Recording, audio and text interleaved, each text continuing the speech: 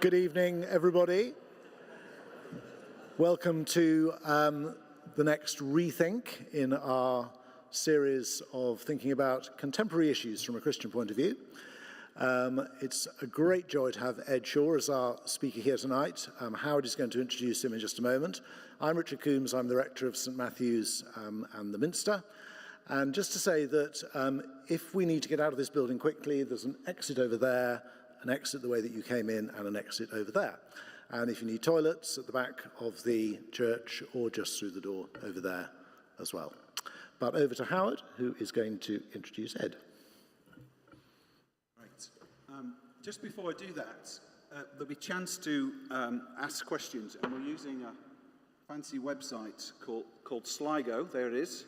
So if you want to just take a moment to download that, and then you can... I want you to, as an ex-school teacher, I want you to be fully attentive to what Ed is saying at the same time as writing your questions. And it's not a competition to get your question answered, although there is a poll and you can vote for other people's questions. So hopefully you can do that. It is an absolute delight to have you, Ed, to come from Bristol. Please, let's welcome Ed.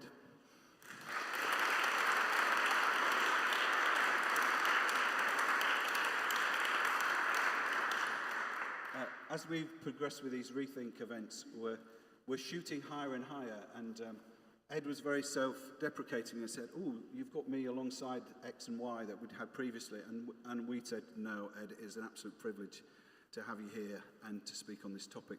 So that you don't have to leverage in your credentials or who you are and what you're doing, why don't you just tell us a little bit about that, and then we'll let you go to work.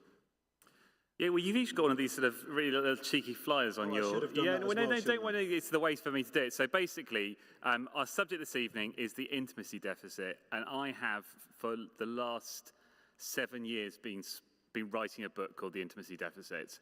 I signed a contract in 2018, and then I kept basically getting... Well, I basically just didn't write it for a number of years, and I had a publisher who was getting more and more upset, and finally, last summer, I went and locked myself almost literally in a library and wrote it. So this is a little preview to a book that's coming out in June.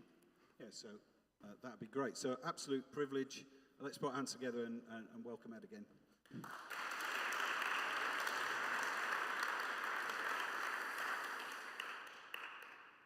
I want to start this evening by just basically asking you an intrusive question, because that's the way, isn't it, to get everybody on your side. I want to ask you an intrusive question. You don't need to answer it out loud, okay, just in case we get embarrassed. I just want you to think about what your answer to this question is. And the question is this: when have you been happiest, or if you like to put it this way, most satisfied in life?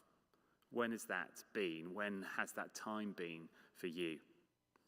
Let me answer my own question. Personally, I felt happiest, I felt most satisfied in life when I felt most connected or most at one with creation around us.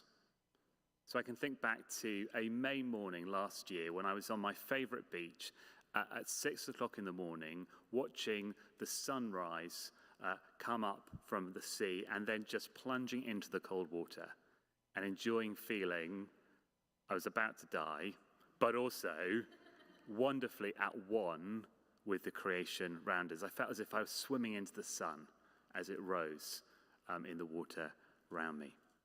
That's one of the times when I felt most happiest most recently. I also feel happy, I also feel connected when I'm spending time with others, when I'm just laughing out loud with a group of friends, when there's a lot of really just good banter in the room, when I'm really enjoying the company of those who I feel deeply connected with. I also feel happiest in life when I feel happy in my own skin, when I feel at ease with the body that I've got and I've been given, when I felt as if this body's a good thing rather than a bad thing. And I've also felt happiest in life when I've had a real sense of the divine, of God loving me, of God being with me, of God cheering me on. I felt happiest, most satisfied in life when I felt connected at one with creation, with others, with myself, and with God. What about you? When have you been happiest in life? It might be now. It might have been recently. Of course, you might be sitting there thinking, it's never been the case. I really struggle to be happy, to feel satisfied in life. And so let's ask the question now the other way round. When have you been unhappiest? When have you been least satisfied in life? And again, I don't want you to feel the pressure. I don't want you to answer the question out loud. Let me answer it for myself. Personally, I felt unhappiest when I've been disconnected, divided from the things that matter most. So when I've been too busy to enjoy creation, when I've been too busy to go out on a walk, to get into the countryside, to smell the roses, then I just feel disconnected with this world in which we live. I've been unhappy when I've been cut off from other people. I'm a single person, I live alone. So those early months of COVID lockdown back in 2020 were some of the most miserable months of my life. But of course, like perhaps some of you, I've also felt really unhappy when I've been cut off from those I love, when I've been bereaved, and when people who used to walk in the room no longer can anymore. I've also felt unhappy when I've just felt disconnected from my body. When I've been very unhappy, dissatisfied with the male body that God has given me. When I felt, as I looked in the mirror, that I do not like what I see. That has been a cause of a lot of unhappiness in my life. And I've also felt unhappy. I've also struggled with satisfaction in life when I felt rejected by God. When I felt that he no longer loves me. When I doubted his existence. I wonder if there are times which you can reflect on, which you have felt massively unhappy, massively unsatisfied. And do you see the connection with each of those things? Your relationship with creation, your relationship with others, your relationship with yourself, your relationship with the divine, with God himself. This evening, I've got a bit of a hypothesis to test with you, and it's this. It's one that's rooted in the Christian tradition. It's one that we see evidenced in the Bible. It's one we see evidenced in the world around us, and it's this. That you as a human being were created to feel connected with, to feel at one with, to have a relationship with, an intimate relationship with the creation around us, with other people, with yourself, and with God. When you're happiest as a human being, those things are in place. When you're unhappy, when you're struggling with life, when you're not satisfied, it's because those things aren't in place. And our biggest need is to be connected, is to feel connected to creation, to other people, to ourselves, and to God himself. When those things are in place, life goes well. When those things aren't in place, we experience what I'm calling the intimacy deficit. Now let's talk about that title, the intimacy deficit. And I want to apologize immediately if you came to this evening thinking intimacy deficit, this is going to be an evening all about sex. Because that's what most people think. When we talk about intimacy, when you talk about an intimate relationship, most people think we're talking about sex and a sexual relationship. If that's the case with you, you think that tonight was all going to be about sex, I'm very sorry. The good news is I've written a couple of books about sexuality, which you can go and read at some other time. But this is not an evening where we're going to be talking about sexual relationships. But we do need to recognize that any talk about intimacy in our culture today is understood by most people as basically being about sex. And just to illustrate that, I want to share with you a few lines from a poem. The poet is a modern poet. He's called Andrew Macmillan. He's a gay poet. And this is how he defines intimacy in a poetry book he published a few years ago. Intimacy, which means knowing the exact taste of someone else asleep in their mouth on waking. That illustrates, doesn't it, that most people think intimacy, it's a sexual thing. Intimacy is something that you smell in the morning from the person that you've woken up beside. And I don't know about you, it's wonderfully off-putting, isn't it? To define intimacy in somebody's bad breath, but he does get something about society today. The route to intimacy is to be in bed with someone else, to wake up with somebody else, and to smell their sleep on their breath in the morning. But what I want to argue, what I want to persuade you of this evening, is that intimacy is not just found in the bedroom. That a sense of real connection, feeling at one with someone or something, it is a multifaceted thing. And a society that says you can only enjoy connection, you can only enjoy intimacy if you're in a sexual relationship is doing us all harm. Because actually, intimacy, true connection, true satisfaction, true happiness is found in a whole network of relationships that might include somebody whose bad breath you smell in the morning, but also includes a close connection to creation, to other people, to yourself, and to the God who made you. We will only enjoy life in all its fullness. We'll only be truly satisfied if we have a close relationship in those four ways. And I want to try and demonstrate that in what lies ahead.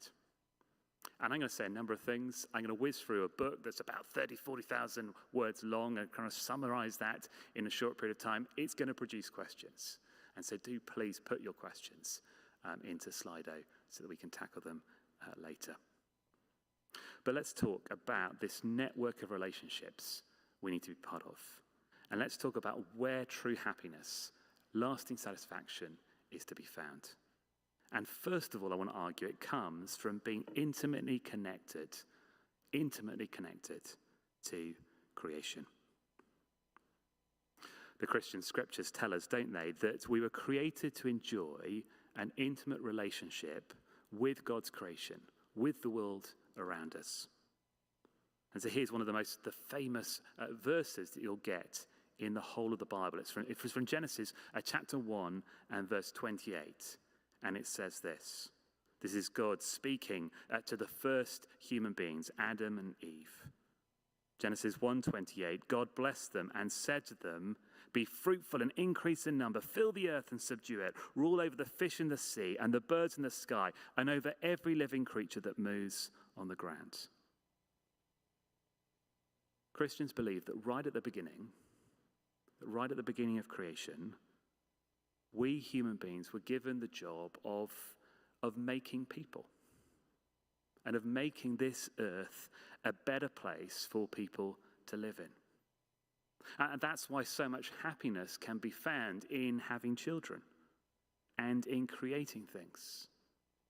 You, I were created to have an intimate relationship with the creation around us. We were created to be people ourselves who create other people and other things.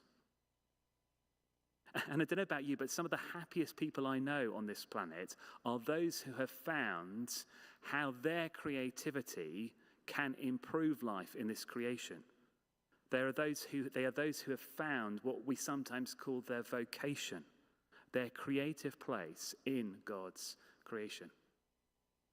So the poet W.H. Auden writes a beautiful sort of few lines about people like this. He says, you need not see what someone is doing to know if it is his vocation. You only have to watch his eyes. A cook mixing a sauce, a surgeon making a primary incision, a clerk completing a bill of lading, wearing the same rapt expression, forgetting themselves in a function. How beautiful it is that eye on the object look. Don't know if you can think of somebody you know who has found their vocation, who is excellent at creating or doing something, and you look at them and you see in their eyes, in that moment when they're doing that thing, a real intimacy, a really close relationship in creating something, in doing something, in achieving something. I wonder if you found your vocation, your place in God's creation. When do people see you forgetting yourself in a function, doing what you were made to do, enjoying yourself in being connected to creation? I think of friends of mine that I can see doing that as they cook. I can think of my sister, I can see her doing that as she parents. I can think of others I know who have found that place and who are happy as a result because they have an intimate relationship with creation around us. They found how they can get involved in being creative too. And that is one part of what it is to be happy as a human being, what it is to be satisfied in this life. But true happiness, satisfaction also comes in community. It's not a solo sport. It comes in being intimately connected with others. So back in the year, I think 2000, a guy called Professor Robert Putnam wrote a book on American life and culture that he called Bowling Alone. And it includes this quite profound statement that's been quoted, I think, in just so many other books. You know, when it's been quoted in so many other books that I actually bought the book itself to actually read the original version. He wrote this in an academic book: "The single most common finding from half a century's research on the correlates of life satisfaction, not only in the United States, but around the world, is that happiness is best predicted by the breadth and depth of one's social connections." The more relational connections you have, I have, the deeper those relationships are, the happier you will be. And science proves that in survey after survey after survey in every part of this world. And we could make this point from the Bible too, that we are created to need connections with other people. Right at the beginning of the Bible, God himself says this about the first man living alone. He says, "It is not good for man to be alone." It's a statement of fact from the creator God of the universe about humanity. It is not good for us to be alone. We human beings are designed to live life in community with others. There was a reason why in that first lockdown, when I was at home all alone, that I did not do that well. There is a reason why solitary confinement is the worst punishment that we can possibly give to someone, because we are created to need connections, daily connections, deep connections with other human beings. So do you enjoy deep, intimate friendships with a number of other people? Ones in which you and they can be really vulnerable and open about what you're thinking, about what you're feeling?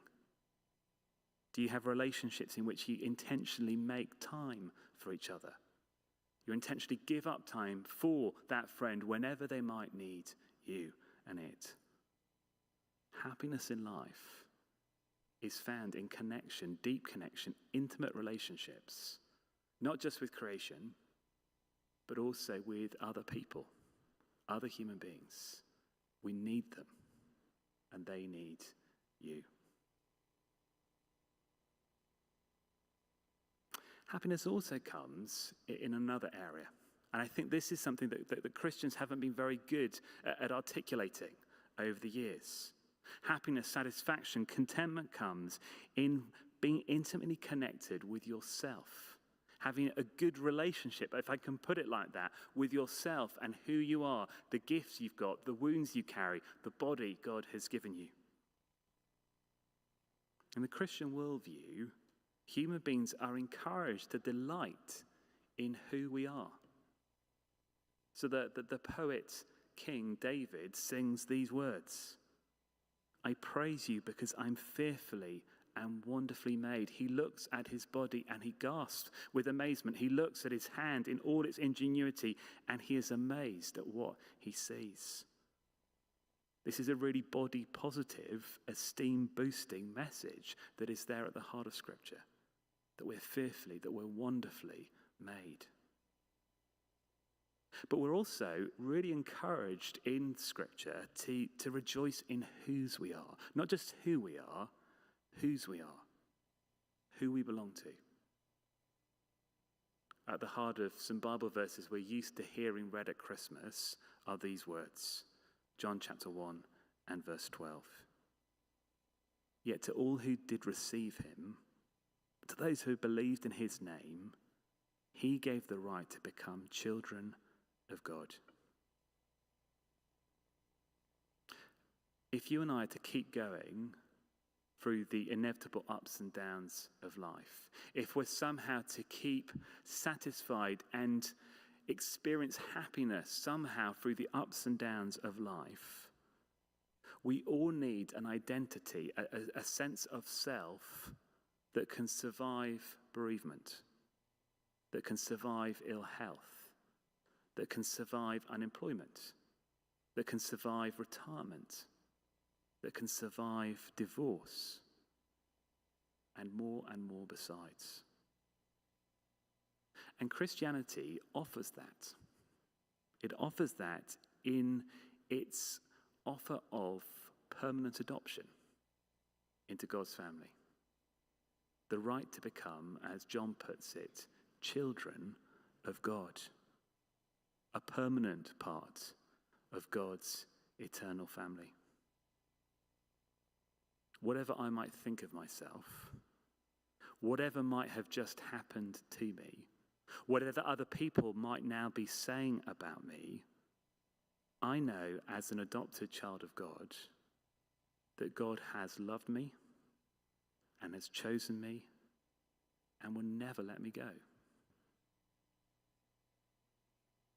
And that gives me a relationship with myself that is a positive one. I don't look in the mirror in the morning and think, you look gorgeous.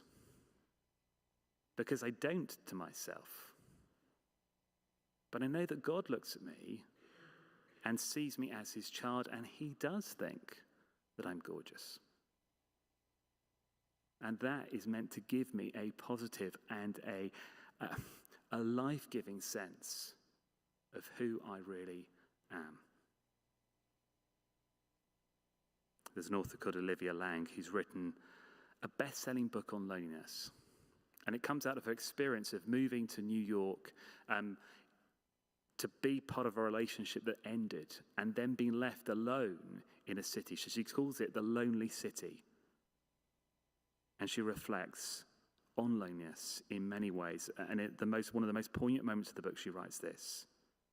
Intimacy requires a solid sense of self to be successful and satisfying.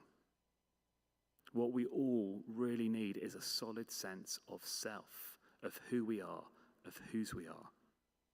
And at the heart of Christianity is God giving us a solid sense of self in his unconditional acceptance of us into his family. His love for us in all our strengths and all our weaknesses, in all our beauty and in all our ugliness. Do you tonight have a solid sense of self that can never be taken away from you? If you're a Christian, the answer should be yes. If you're not a Christian, that is what is on offer. A solid sense of self, a solid sense of value, a solid sense of love that can never ever be taken away. Happiness in life comes in being connected with yourself, at ease with yourself, because of who you are and whose you are, God's. And this leads us to, in some ways, the primary relationship that all of us were created to enjoy. The foundation of all lasting happiness, which comes in being intimately connected with God. Intimately connected with the divine, intimately connected with the creator God of the universe himself. Augustine of Hippo was a man who looked for happiness and who looked for contentment everywhere and anywhere. And at the end of the 3rd century AD, he wrote the first real autobiography, the first real account of human experience from a personal point of view. And his book is called Confessions. It's him describing his intellectual and his sexual search for happiness, for satisfaction. And this is his really honest assessment of what was going on in his life and in his heart. He writes this: "The single desire that dominated my search for delight was simply to love and be loved." That's what he was looking for in all his intellectual achievements. That is what he was looking for in all his sexual relationships. And let's be honest, we are all on the search, aren't we, for love? We're all on the search, the similar search to love and be loved, for an intimate, loving relationship that will last us forever. Nothing's more attractive to a human being like you and me. At the center of one of Jesus Christ's most famous stories, one of his parables, are these words that describe the intimate love that God showed Augustine and that God offers you and me. "But while he was still a long way off, his father saw him and was filled with compassion for him. He ran to his son, threw his arms around him, and kissed him." Those are verses at the heart of the parable of the prodigal son. And the prodigal son is anyone, is all of us who have become disconnected from God, who have run away from him, who are looking for intimacy anywhere apart from him. And it tells of this wonderful moment, this wonderful offer of intimacy restored.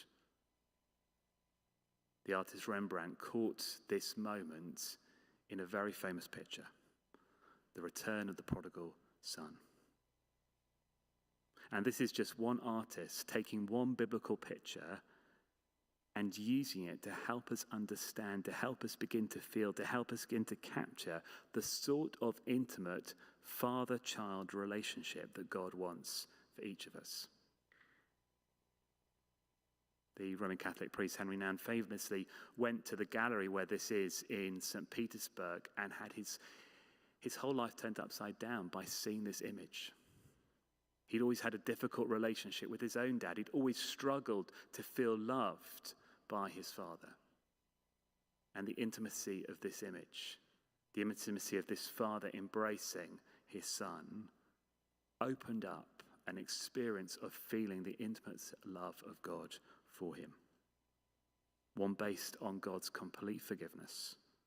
One based on God's total acceptance of us, despite all that we have done to harm his creation and to harm other people and to harm ourselves and to harm him.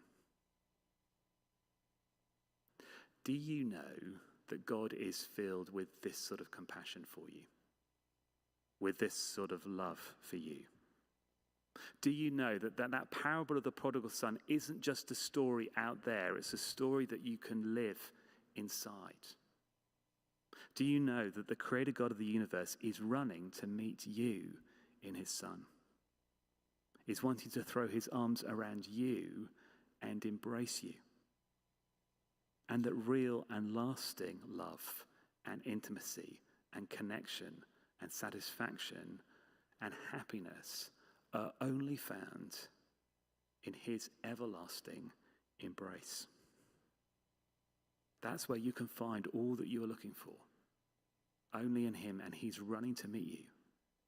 If only you would run to meet him in his embrace. You as a human being were created to enjoy intimacy. You were created to be connected at one with creation around us, other people, yourself, but most of all, God himself. And I've got up on the screen there just a little quadrant.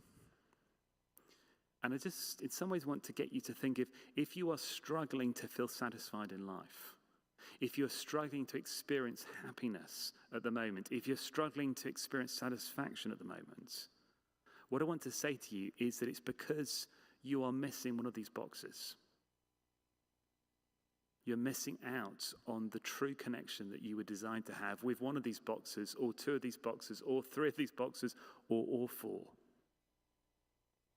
And that the way to enjoy lasting happiness, the way to enjoy true satisfaction, is to reconnect with God and with yourself and with others and creation.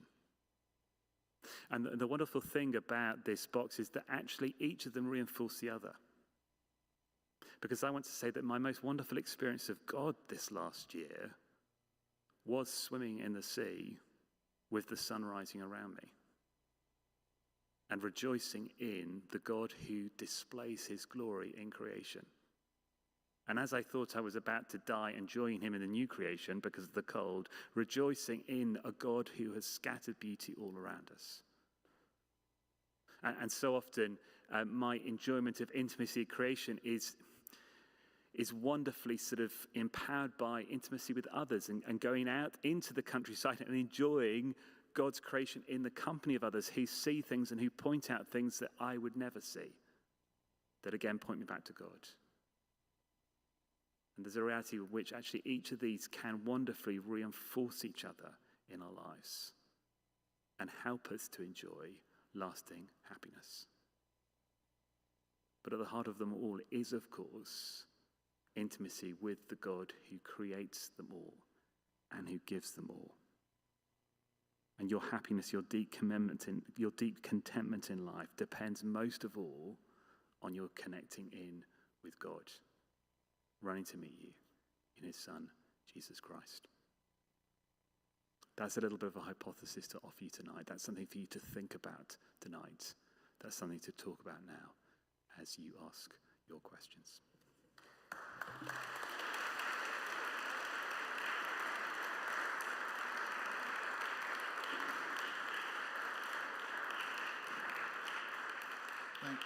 Thanks, Ed.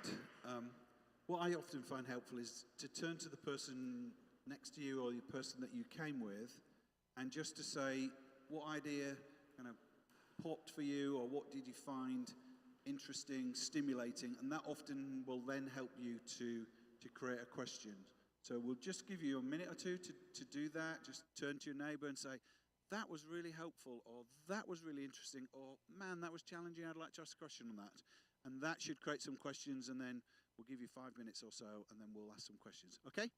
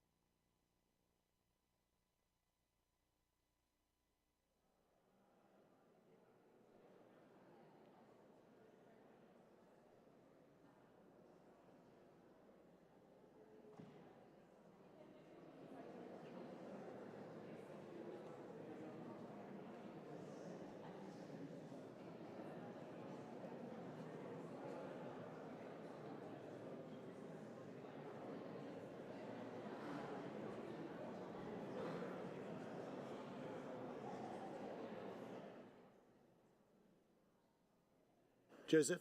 Joseph? Sorry to interrupt. Has anyone got a blue Vauxhall 19 plate which is blocking somebody else in the car park? Blue Vauxhall? Would you mind? Thank you. Becca. Feels a little easier when it's a member of staff. Ed, why don't you come back up? Thank you so much. Thank you for your questions. If questions occur to you from questions, we have got time. And Ed said you will do very well to surprise him with a question that he's not been challenged with before. So don't feel that you need to tiptoe gently. You can ask whatever you want. Let me start. I'll start at the bottom of the list. Oh no, I'll go here.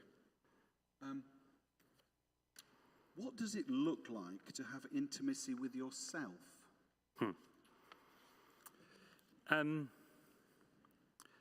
So I think two big things. One, to know how God has gifted you. So God has wonderfully gifted everybody in this room with a specific range of gifts and experiences, and which he has given you and he's designed you to have. And one of the things that you need to do in life is discover what those gifts are. And one of the things that people around you can do is help you discover what those gifts are and help you to know who you are, help you to get to know yourself, and help you to delight in yourself. And it's one of the things I think we're quite bad at as English people. The Americans are really good at it. Is we don't actually have a sense of what our gifts are because we're not very good at telling each other that we're really good at things. I know the difference. For instance, when I've been over in the States and I speak, people are very good at telling me what they think my gifts are. In the UK, people might go, "Thank you very much," on the way out. And I don't think that's because I'm not gifted here, but I am gifted in the States. It's just that in the US, people are just much better at telling people what gifts they see in each people. And I think one of the ways in which we can delight in ourselves, we can experience intimacy with ourselves, is knowing how God has gifted us and rejoicing in those things and delighting in those things and seeing how we're fearfully, wonderfully made, both physically, when we look at something like the hand, it's an amazing thing, but also when we see our giftedness. But also, part of feeling connected with yourself, intimate with yourself, is actually also knowing your woundedness.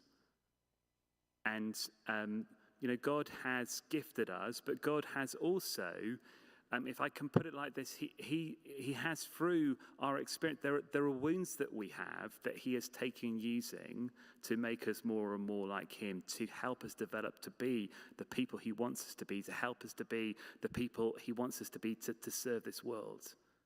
And so one of the things personally for me about growing in my appreciation of myself and my happiness of myself and my satisfaction of myself is coming to learn of my giftedness and helping me to see the unique ways, the unique blend of gifts I have, but also in coming to appreciate my wounds and how God is using them, and how really weirdly in God's economy, actually the two so often come together.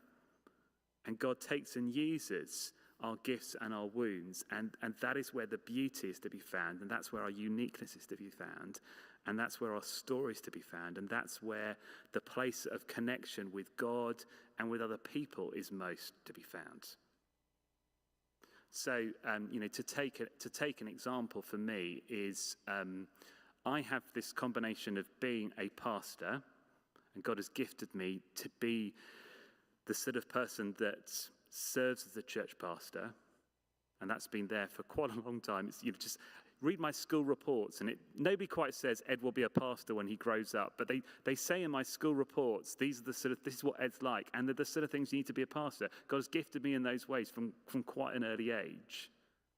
And yet God has also made me to be somebody who is same-sex attracted or gay. And that is also part of my story. And that feels like, and often has seemed to be, a bit of a wound in my life. But actually part of me growing in my appreciation of who I am and how I can best connect with God and best connect with the world around me. Is realizing that actually these two things that seem to be opposed, a Christian pastor and a gay man, are actually the combination that he most wants to use in his service. And just to sort of illustrate, I spend half my time being a pastor of a church in Bristol and half my time trying to help other Christians who are struggling, got questions around their sexuality and gender. And that has been, a journey of discovering, growing in my connection with who I am and who God's created to be. And it doesn't mean that every morning I feel wonderful. It doesn't mean that every day I feel happy. It doesn't mean that when I look in the mirror I think, you are gorgeous. But it does mean that I have a sense of, in my giftedness and in my woundedness, this is who God has made me to be. Great, thank you. So we've got two. I'm going to ask you two together. So I might come up and blend them together, but I think they do run together. One says, how do I go about replacing a craving for intimacy with a significant other with something more fruitful? And how do I feel fully connected when culture tells me you're not fully complete until you're married? Yeah, thank you. We live in a culture, don't we, that basically says intimacy is going to be found in finding your other half in one significant relationship, and that's got to be a sexual relationship if it's to sort of tick the intimacy box. And that is a narrative that's all out is out there, in films and books and in the stories we tell our children and in the stories that we've been telling ourselves. And so we think, I will have an intimacy deficit until I have found my other half, until I have found the one. Now, the reality is that is not the case. I mean, one of the odd side benefits of being a pastor, getting alongside people, helping to support them through life's ups and downs, is that I know that the intimacy deficit is felt just as much by people who have found their other half, who have found the one, as it is by someone like me who is single. And to sort of think that the answer to the intimacy deficit is one other person is just not true. And actually, I found that the people that have less of an intimacy deficit are those who are looking for intimacy, not just in one other person, not just in a sex life, but in these four areas: God, self, others, creation. And in particular, when it comes to relationships with other people, it is really important for all of us to be looking for not just one intimate relationship, just one deep and close relationship with it, but a number. Because as I look at relationship breakdown, what I find often has fueled it is one person thinking this other person is going to complete them. And the relationship collapses under the pressure, when actually we have been created to be at the heart of networks of relationships, deep relationships. And actually, a marriage relationship works best, and singleness works best as a life choice, or as our circumstances have dictated, when we're at a whole network of relationships. If you are on a search for the significant other who is going to meet all your intimacy needs, you are signing yourself up for a very disappointing, unsatisfied life. And if you want to enjoy life in its fullness, if you want to be as satisfied as any of us possibly can be in this broken world, you need to be in a network of relationships with other people. And I would see that again and again in my pastoral ministry. I see that again and again, in the media, actually, just people beginning to discover this. We see that again and again in Scripture. So it's remarkable, isn't it, that at the heart of the Bible is a single man called Jesus, who never found his other half, who never got married, who was never in a sexual relationship, but is held up as the great example of what it is to be human, and who had a whole network of relationships. 12 disciples. Within those 12 disciples, 3 special friends within those three. One particularly close friend, but also relationships with men and women, a whole network of relationships, people he was related to biologically, people he wasn't related to biologically. And he shows us what it's like to be at the heart of a whole network of intimate relationships. And that's what we should be trying to replicate in our lives if we're single and if we're married. All of us need to be part of a network of relationships. Actually, the loneliest people I've met in life are people who are married and everybody thinks they're fine. I'd urge all of us to be thinking, what does it mean to build as many close relationships as possible? What does that look like? You'll find answers in the book, The Intimacy Deficit. But it's most of all, I think it's about time and vulnerability. Being there and really sharing what's going on. 2 headlines. Yeah, so we might have covered this. So it's probably developing from what you just said. It says, I talk to so many lonely people. How practically can you help them not feel lonely? And how can you help others who express loneliness? So the loneliness question.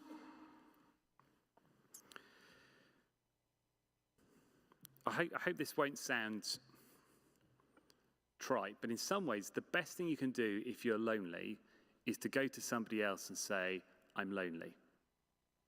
So the best thing you can do if you're struggling with loneliness is be open and honest with somebody about the loneliness. Because I think one of the things that most breeds intimacy is honesty and vulnerability. So when you go to somebody and say, I am lonely, it is basically being open and vulnerable. And nothing breeds intimacy and connectedness more than people being open and vulnerable. What I'm not promising you is that everybody you go up to and say, I'm lonely, is going to respond in kind. But I think you will find if you are open and honest about your loneliness, or to be honest, whatever else you might be struggling with, people do respond in kind. People respond, by and large, people respond to openness and honesty with openness and honesty. And to be honest, if they don't, in some ways it's probably a good sign that you're going the wrong direction. So for instance, again in my life, being open and honest about some of the areas of greatest pain and confusion, which for me have been around sexuality and gender, that has been the best way of growing intimacy in friendships. The people I told about my sexuality, the people I've spoken to about questions around sort of gender have been, and not everybody responded brilliantly, but those who've responded in kind who responded to my vulnerability by being vulnerable themselves, that then has bred an intimacy. And actually going to somebody saying, I'm really struggling with loneliness, is basically an invitation to, please respond in kind. And then, it doesn't have to be, you say, I say I'm lonely, they've got to say, I'm lonely too, password, you're going to be best friends for the rest of your life. I'm not saying it's that simple. But just being open and honest invites other people to be open and honest. And vulnerability is key to intimacy. And then the other thing, as you mentioned earlier, it's just time. And taking the time. And I think so many things about the way that we do lives today conspire against us making and giving time to relationships that means that we lack intimacy. So, for instance, the amount of time we often spend on our phones can stop us from actually spending time with people in the room.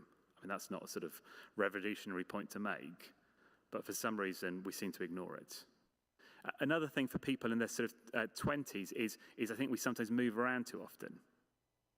And actually, we undermine intimate relationships, friendships, because every 1, 2, 3 years we're moving on again. And just as a friendship gets deep and we're finding their connections and we've been able to be vulnerable and people have met our vulnerability with their vulnerability and we're thinking this is good, we or they leave.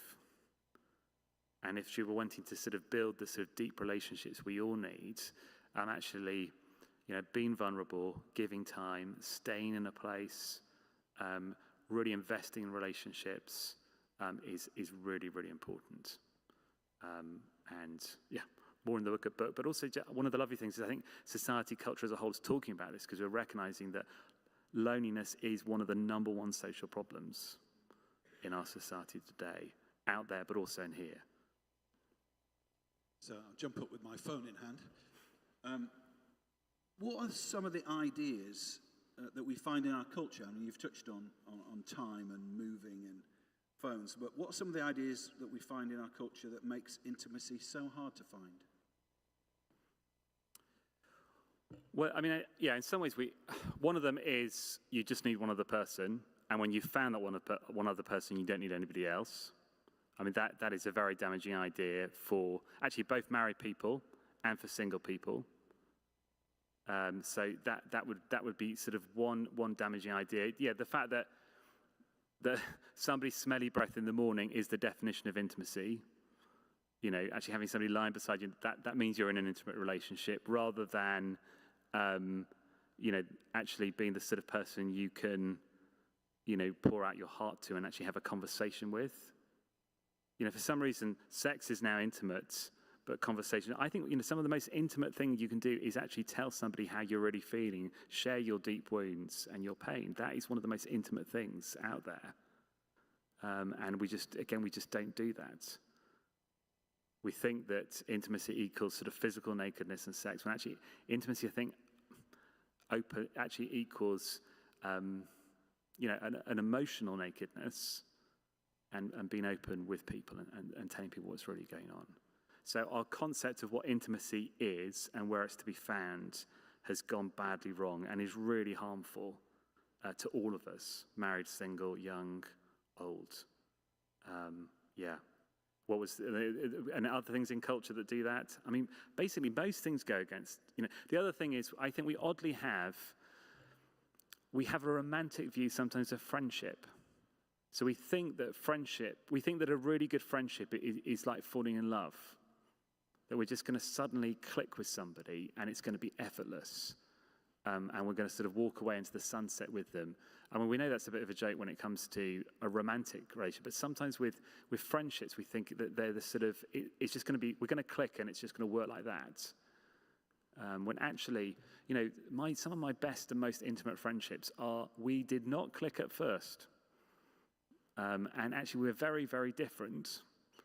And we still annoy each other quite a lot, but we've given time to each other. We've done a lot of things together, and as we've done that, we've shared how we felt and what we're going through. And that's not a sudden moment of, you know, we both suddenly discovered that we loved the Lord of the Rings and everything was wonderful forever. You know, that sort of slightly romantic view of friendship. It's been things like, you know, we've run summer camps for kids together. I mean, that's been weirdly one of the things that's most brought the sort of the context in which I've most grown, the most number of friendships were through, you know, 15 years for 10 days every summer running a camp for kids. And the reason was that is because during those 10 days, you saw people go through every possible emotion, you know, and in every possible state. And you were doing things together, and people saw the good side of you on day one, and they saw the side of you that had just completely lost your temper with a dorm of 14-year-old kids on day 5. And, you know, they'd seen you looking smart on the first day, and they'd seen you, you know, all those sort of things. And I think whenever, you know, there's so many community projects we're part of, you know, that actually are the crucible for the really good friendships to grow. Yeah, it's not romantic, it's actually just getting on and doing things with people. This is quite a personal question. How does knowing that you're loved by God help you if you dislike your body? Yeah, thank you.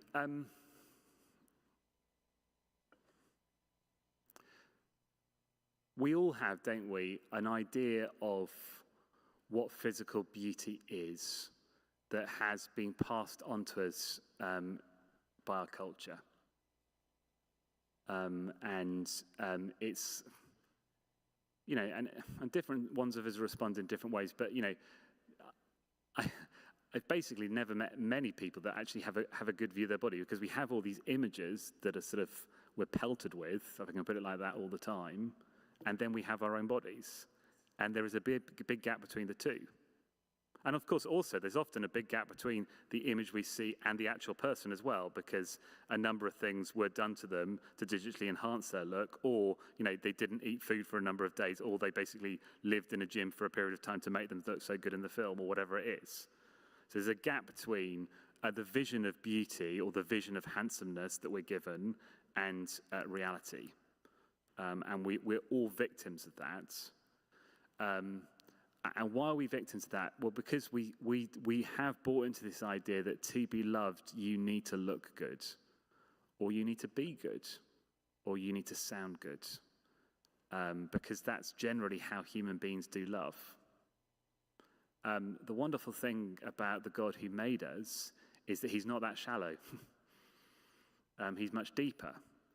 He loves us though we don't look that good. He loves us though we actually aren't that good. He loves us knowing all the information about us, which is, let's be honest, for a lot of us, quite an ugly exterior and an even uglier interior.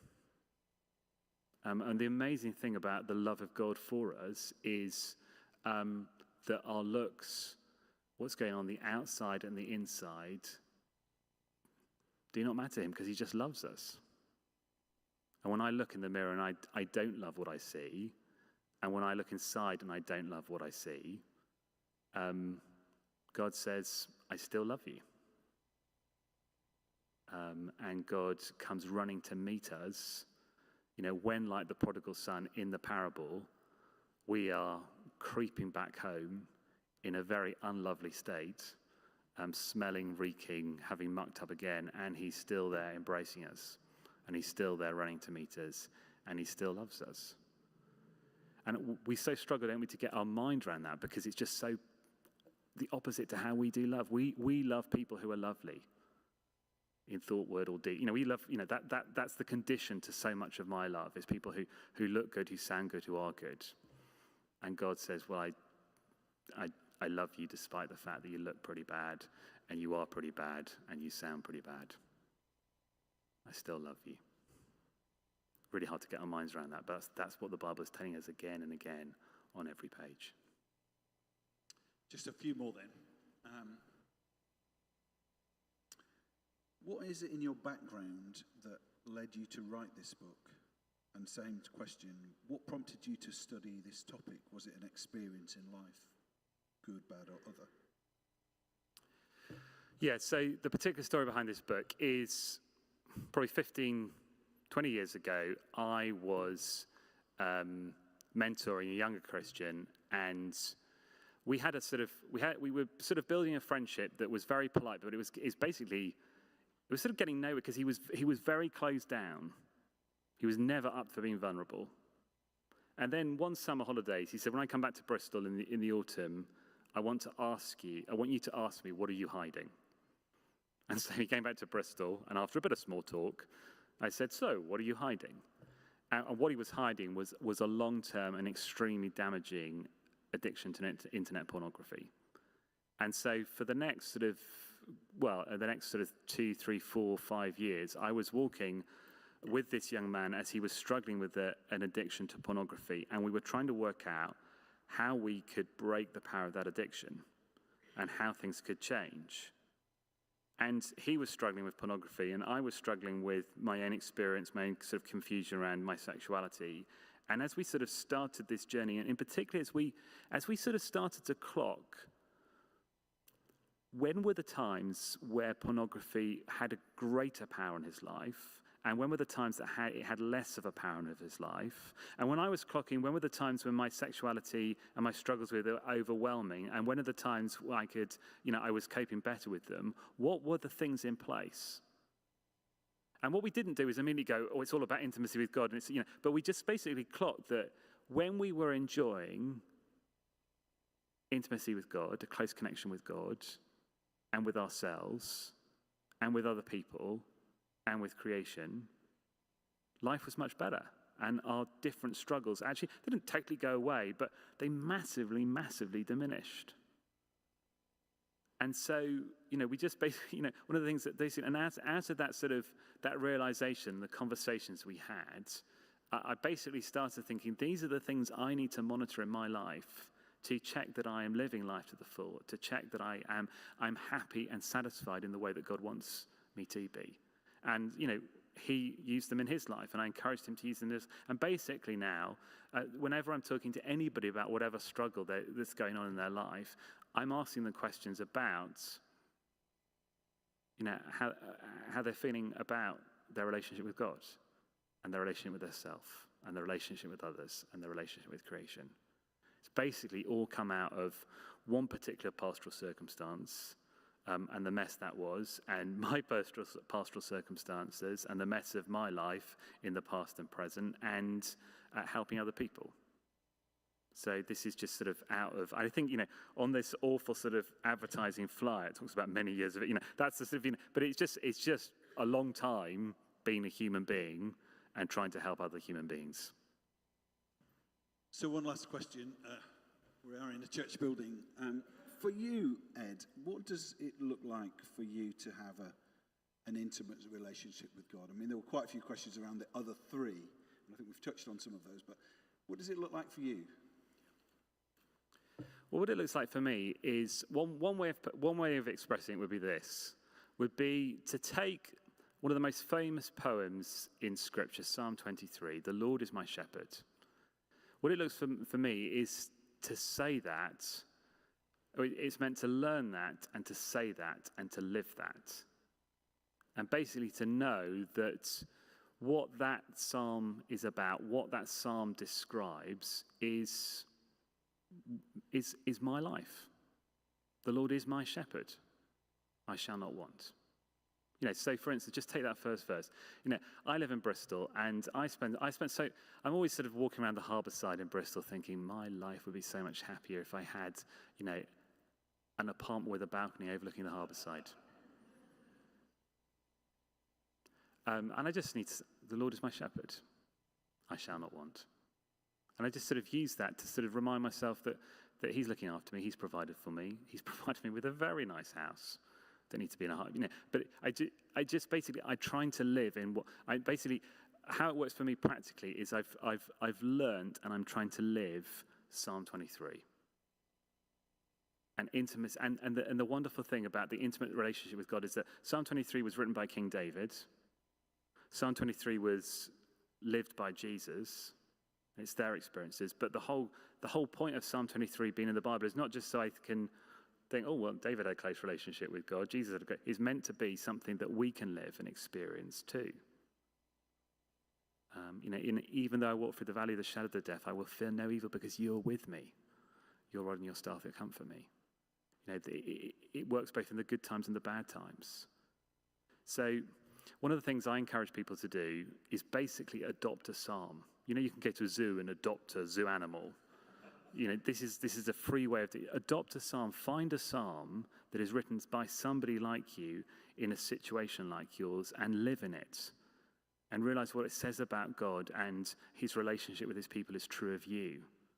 And what I love about Psalm 23, it's just such a multi-purpose psalm. That's why it's so popular. It can fit any of us and learn it and live it and enjoy it. That's what I think intimacy with God can feel like and be like at a sort of a daily level. Is actually just recognizing that when we come across bits of scripture that describe a really intimate relationship, we're meant to think, I want that. But also that passage is there so that you can have that. That's how it works out for me. Ed, thank you so much. You have been thought-provoking and clear, and actually you've been a wonderful demonstration of what it is to be honest. And I feel like I know you a little better and from your honesty. So we are so grateful for your time and for your insight, and we're all going to buy your book. Let's put our hands together.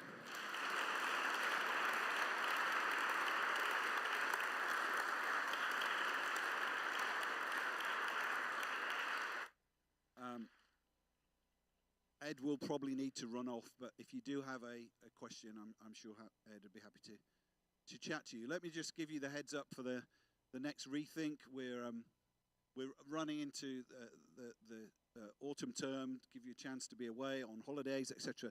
But we have got a fantastic speaker, Dr. Sharon Dirks, PhD in the University of Cambridge. So she's a scientist by background. She now works in lots of other fields.